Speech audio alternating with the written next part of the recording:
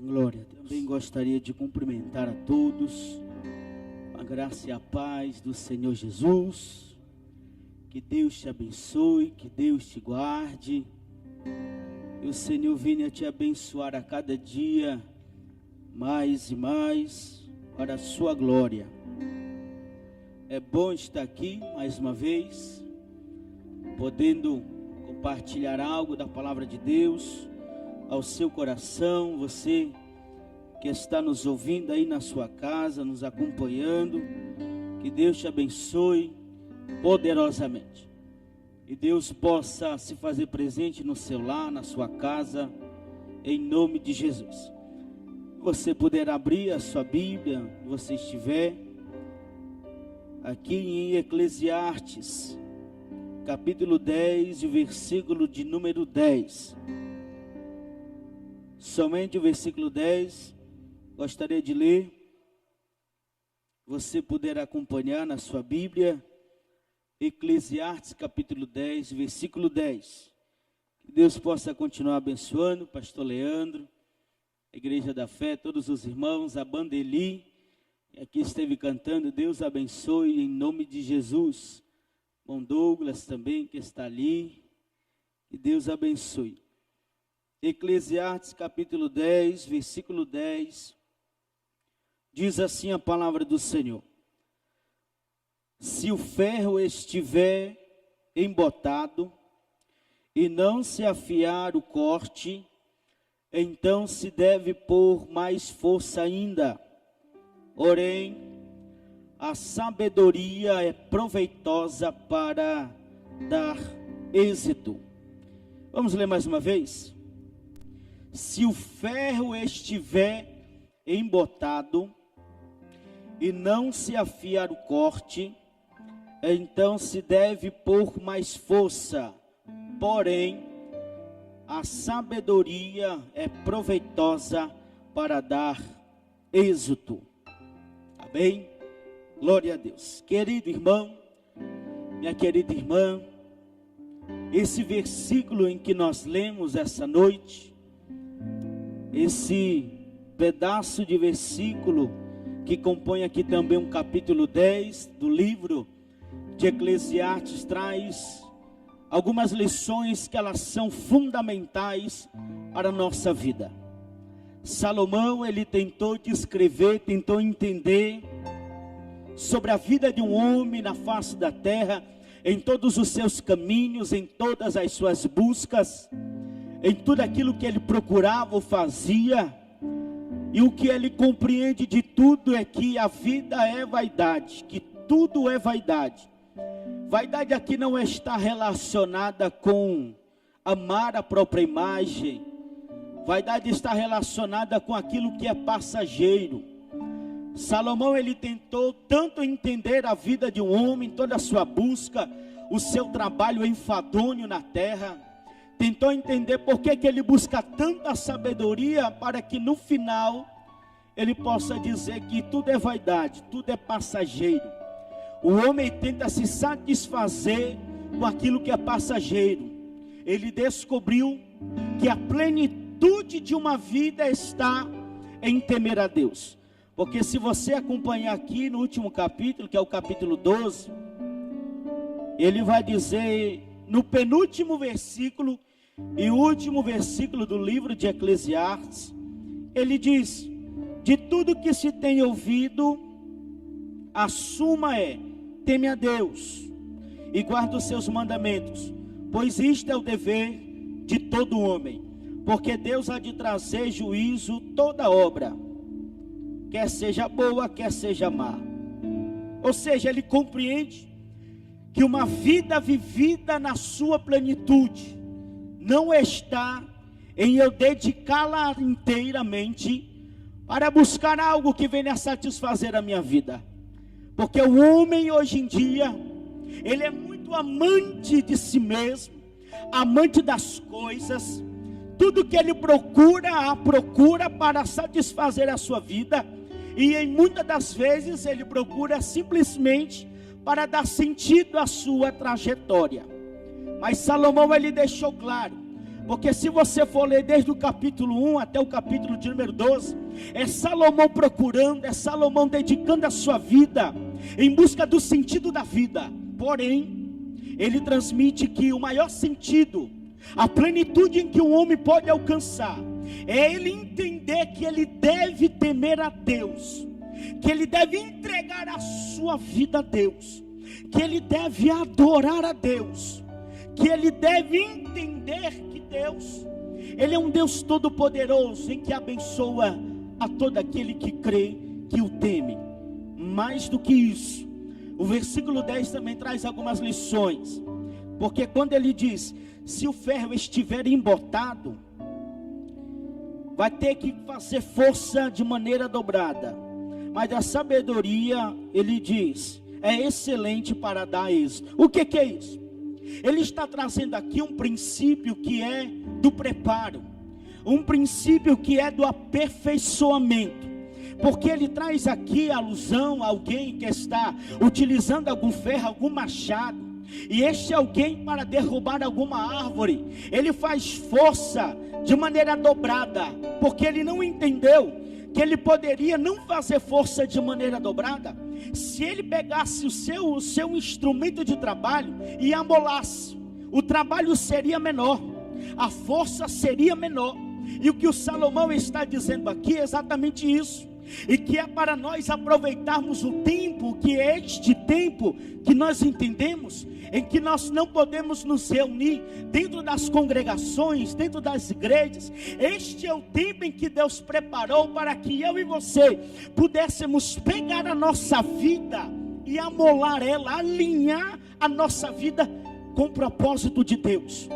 Porque se nós não entendermos isso, nós sempre vamos fazer força, nós sempre vamos procurar tantos meios para termos êxito em algum trabalho, e às vezes nós vamos gastar tempo, nós vamos gastar paciência, nós vamos gastar tanta coisa, nós vamos investir em uma coisa em que Deus quer que nós entendamos simplesmente é que nós devemos em algumas vezes parar, reciclar, aperfeiçoar a nossa vida e voltar ao trabalho. Sabe por quê? Porque o tempo de preparação na Bíblia Sagrada, entre aqueles em que a Bíblia traz como exemplo, é tão maravilhoso, porque se você for olhar, como por exemplo a vida de Paulo, ele foi um dos maiores bandeirantes da fé, um dos maiores pregadores do Novo Testamento.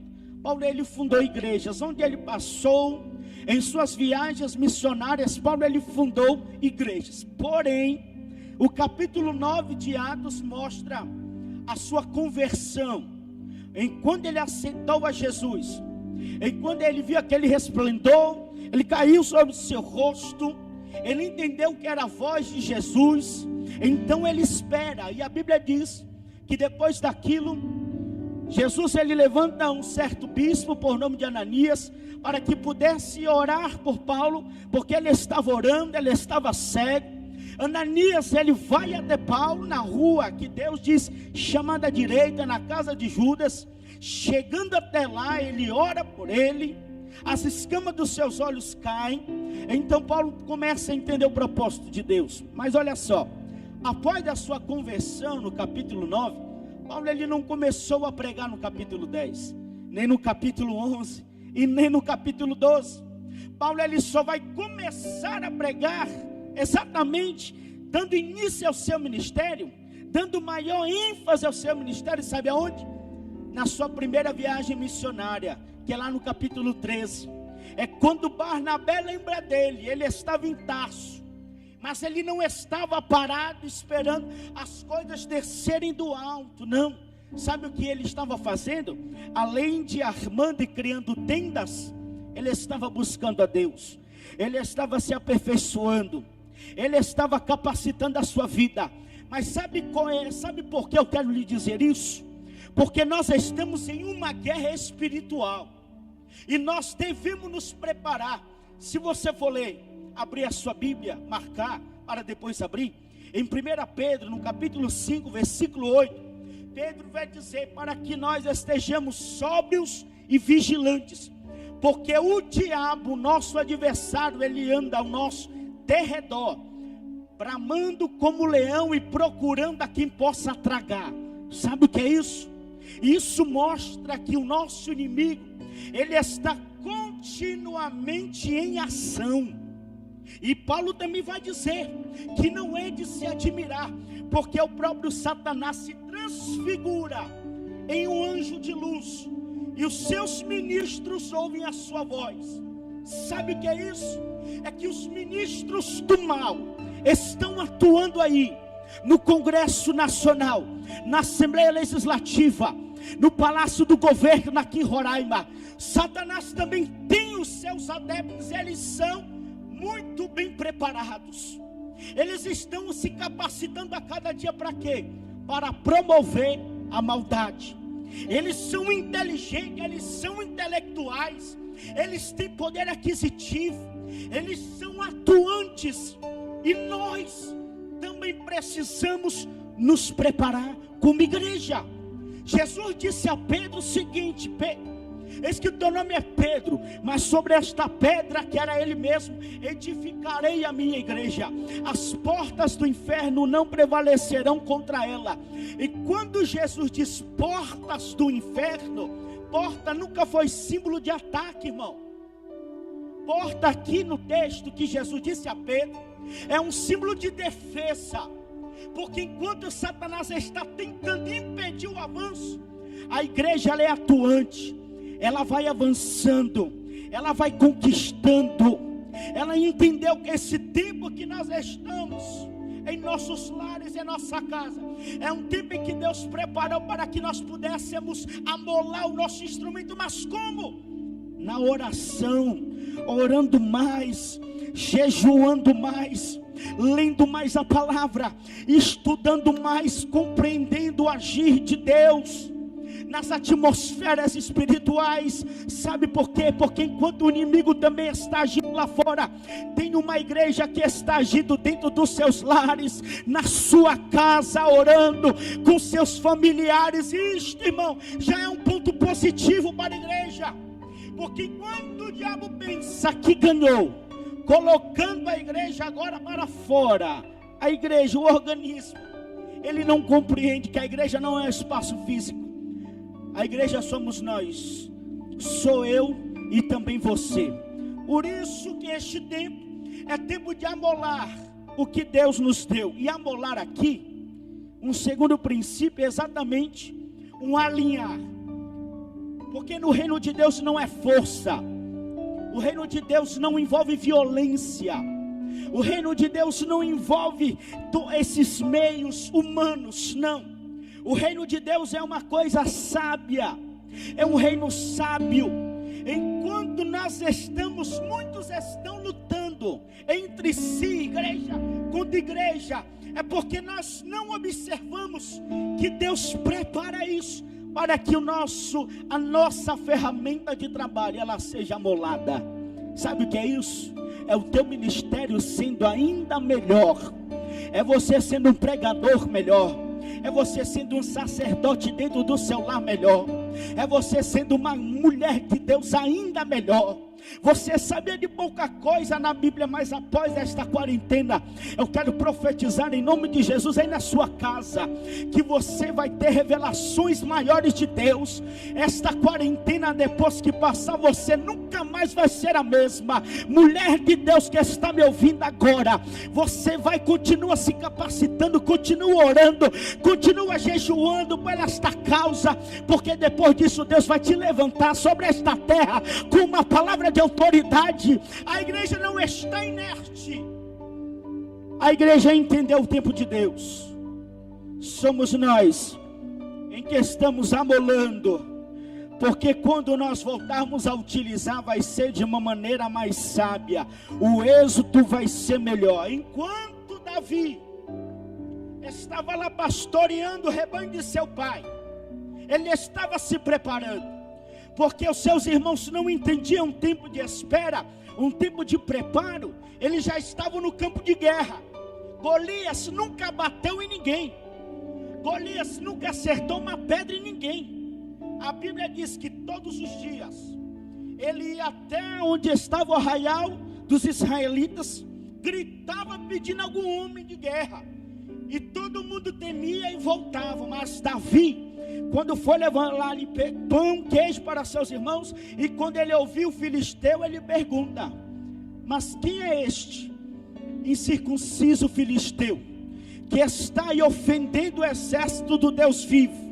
Os seus irmãos pedem que ele retorne para seu lar, mas ele entendeu: não, eu estava me preparando lá, e quando eu chego aqui, alguém está ofendendo a Deus, o povo de Deus, eu não posso deixar isso acontecer.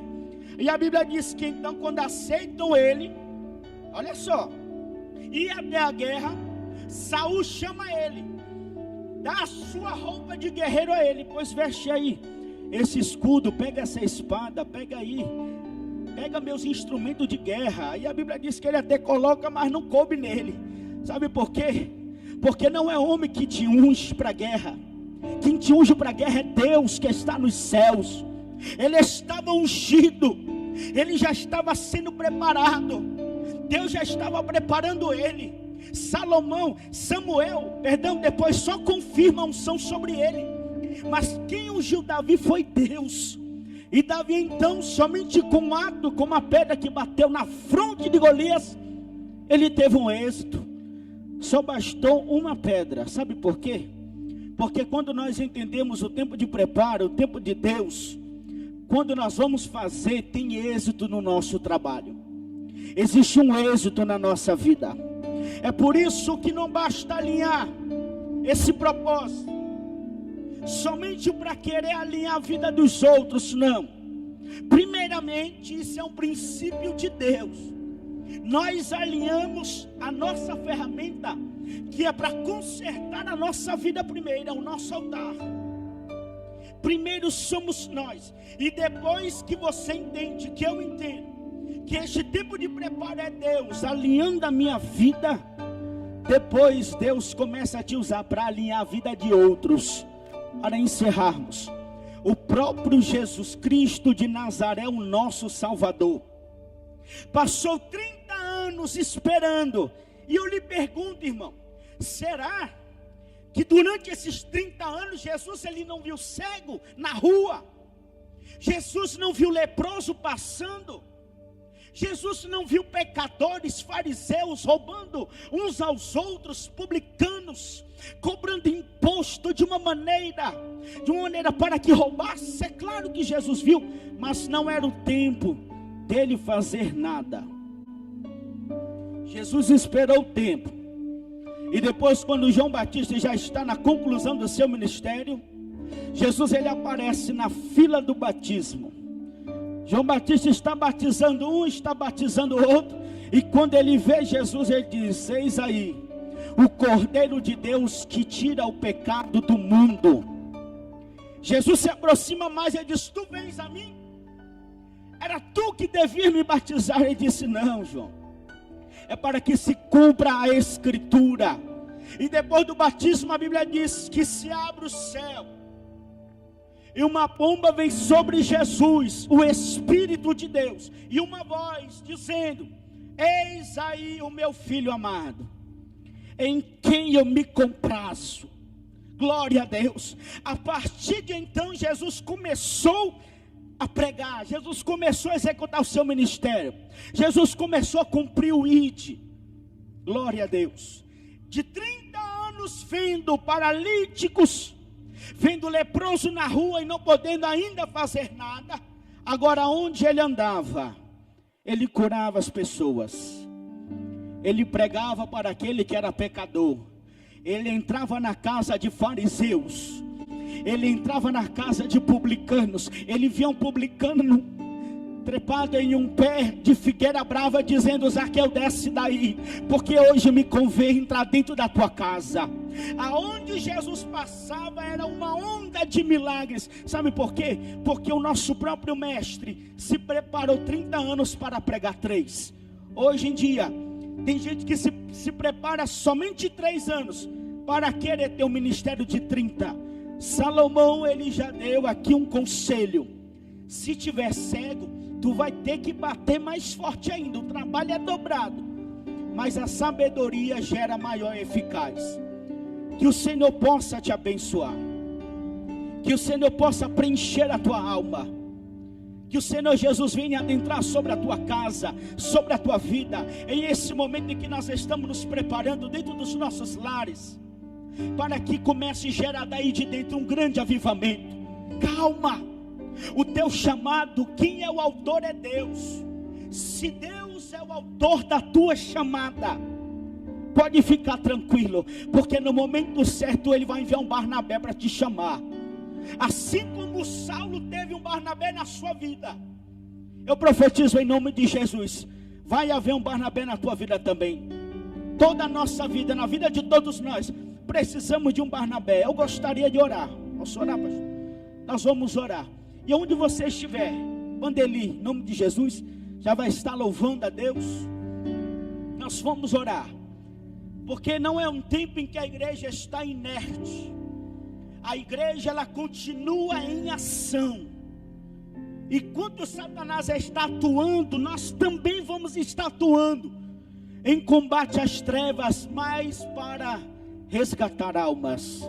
A nossa luta não é contra carne nem sangue, mas são contra as hostes espirituais, as potestades que estão aí rondando todo mundo.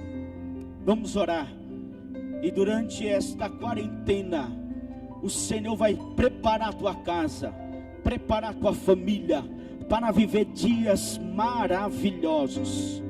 Deposite a tua confiança em Deus, crê no Senhor Jesus. Vamos orar? Oremos. Senhor nosso Deus e nosso bom Pai, eu quero apresentar as nossas vidas, a vida de quem está acompanhando, meu Pai, por este vídeo. Que o Senhor venha abençoar cada casa, cada lar. Que teu Espírito Santo encontre liberdade sobre cada vida. Senhor, em nome de Jesus eu te peço sobre a igreja que está nos lares, assim como começou lá na igreja primitiva, está hoje. Senhor, que o Senhor venha aperfeiçoar cada talento, cada ministro, cada líder, cada mulher de Deus, cada pastor, cada pregador, cada cantor. O Senhor venha aperfeiçoar ainda mais. E nós cremos que este tempo é um tempo de despertamento. Vai haver um grande avivamento sobre esta nação. Vai haver um grande avivamento sobre este estado.